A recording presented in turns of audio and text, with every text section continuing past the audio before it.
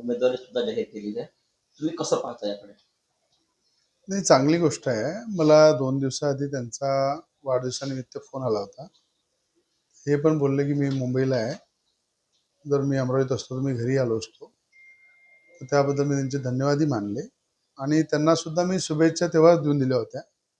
कारण की ज्या पद्धतीनं एकनाथ शिंदे साहेबांनी सुद्धा 8-10 दिवशी माझं त्यांचं बोलणं झालं. त्यांनी मला विचारलं होतं.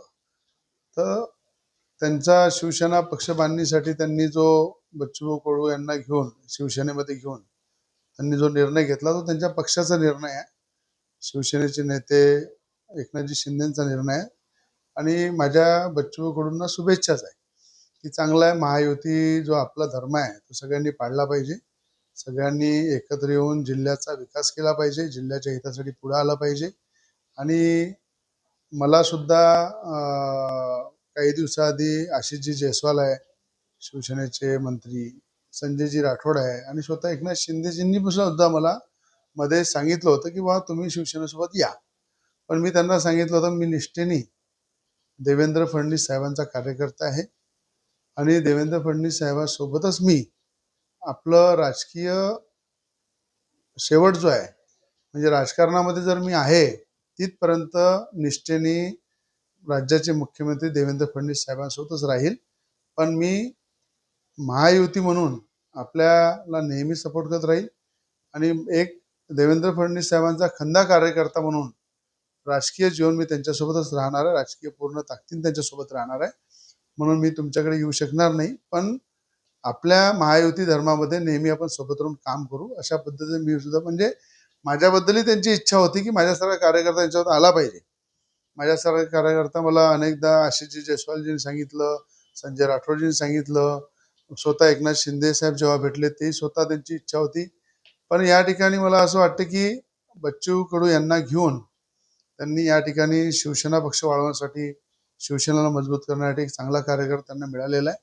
आणि महायुती म्हणून युवासेना पार्टी आहे, भारतीय जनता पार्टी आहे, शिवसेना आहे आणि या ठिकाणी सगळे मिळून महायुती धर्म पाळला पाहिजे. महायुती धर्म पाळून पुढे गेलं पाहिजे आणि अमरावती जिल्ह्याचा असो महाराष्ट्राचा असो आपण सगळ्यांनी मिळून चांगला राज्याचे मुख्यमंत्री म्हणून देवेंद्र फडणवीस साहेब ज्या ताकदीनं काम करताय त्यांचे हात मजबूत केले पाहिजे आणि महाराष्ट्राचा विकास केला पाहिजे.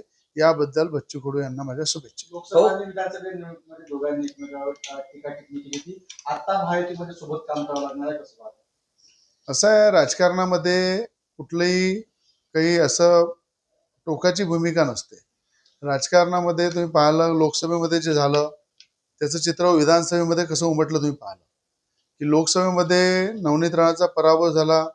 त्याच्यामध्ये कोणी कोणाकोणाचा सिंहाचा वाटा होता हे जनतेला माहीत होतं आणि त्या सिंहाच्या वाट्यामुळं सगळ्यांचा हिशोब जनतेने घेतला आणि त्याच्यापासून सगळ्यांना शिकायला मिळालं की एखाद्या विकासासाठी लढणारा नेता त्याला जर आपण थांबवतो त्या थांबवल्यानंतर काय परिस्थिती होते याचं जिवंत उदाहरण अमरावती जिल्ह्याच्या जनतेने प्रत्येक विधानसभेमध्ये दाखवून दिलं आहे. मग माझं म्हणणं आहे की आता आपण सगळे महायुती धर्म पाळून लोकसभा असो विधानसभा असो एकत्र येऊन महायुती धर्म पाळला पाहिजे. राज्याचे मुख्यमंत्री देवेंद्र फडणवीस साहेब ज्या ताकदीनं काम करताय त्यांचे हात मजबूत केले पाहिजे आणि त्यांच्या विकासाच्या जो योजना आहे त्या लोकांपर्यंत पोहोचल्या पाहिजे. या उद्देशाने सगळ्यांनी काम केलं पाहिजे. म्हणून मी तरी माझ्या राजकीय जीवनामध्ये निष्ठेने राजकारणामध्ये जिथपर्यंत आहे तिथपर्यंत देवेंद्र फडणवीस साहेबांचा कार्यकर्ता म्हणून काम बच्चू